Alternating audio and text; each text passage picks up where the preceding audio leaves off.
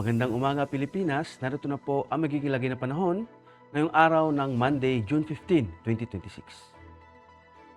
Base po sa ating synoptic situation, wala pa naman tayong namumuong bagyo sa loob at labas ng ating Philippine Area of Responsibility. Patuloy pa ring iiral ang easterlies sa silangang bahagi ng Visayas at Mindanao.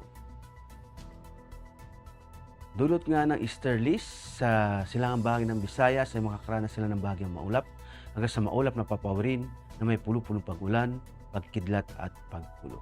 Sa Metro Manila at sa labing bahagi ng Luzon at sa nalabing bahagi ng Visayas, dulot ng mga localized thunderstorms ay makakaranas ng bahagyang maulap hanggang sa maulap na papawirin na may pulo-pulong pag-ulan, pagkidlat at pagkulog, lalong-lalo sa hapon o gabi.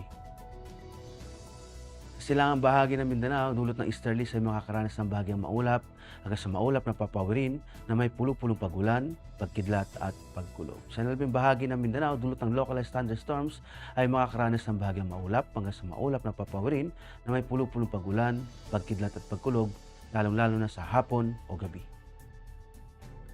At para naman sa flight level wind chart, makikita natin dito sa 925 hectopascal ang lakas ng hangin ay mararanasan sa silangang bahagi at kanlurang bahagi ng karagatan na aabot ng hanggang 36 kilometers per hour.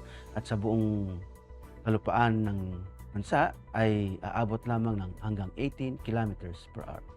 At pagdating naman dito sa 850 hectopascal, ang lakas ng hangin ay aabot sa may hanggang 36 kilometers per hour at makikita natin dito sa may parte ng kanluran at silangang bahagi ng Luzon. At pagdating naman dito sa 700 hectopascal, makikita natin sa buong bansa, lalo-lalo sa umaga, ang lakas ng hangin ay aabot na hanggang 18 kilometers per hour. At magbabago yan pagdating ng hapon dito sa may parte ng Mindanao na aabot hanggang 36 kilometers per hour at sa may northern part ng Luzon. Ganun din pagdating sa 500 hectopascal na kalat yung lakas ng hangin at mararanasan ito sa northern part ng Luzon, sa silangang bahagi ng Visayas at sa Palawan at sa southern part ng Mindanao na aabot ng hanggang 36 kilometers per hour.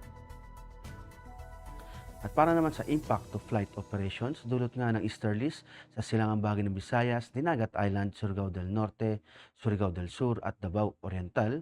Ang main hazard dito is yung warm and humid air from the Pacific, enhancing convective activities. Ang impact nito sa Rotary ay localized thunderstorms and light turbulence may briefly affect operations, especially inland during afternoon.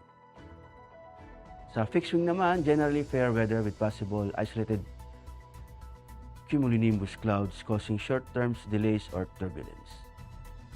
Sa Metro Manila at sa lamang bahagi ng bansa, dulot nga ng mga localized thunderstorms, ang main hazard dito is yung afternoon convective development na magpuproduce ng mga heavy rains.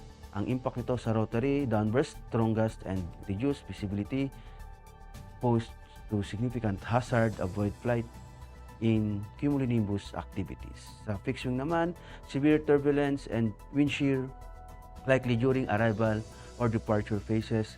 Aircraft may experience temporary delays or diversion. At para naman sa magiging astronomical information, ang araw ay sumikat kaninang 05:27 at lulubog din naman mamayang 06:26.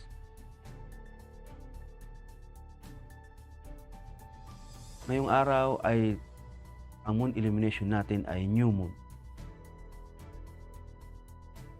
At para manatiling updated sa lagay at pagtaya ng panahon, i-follow lamang ang Air Force Weather Center sa mga social media accounts.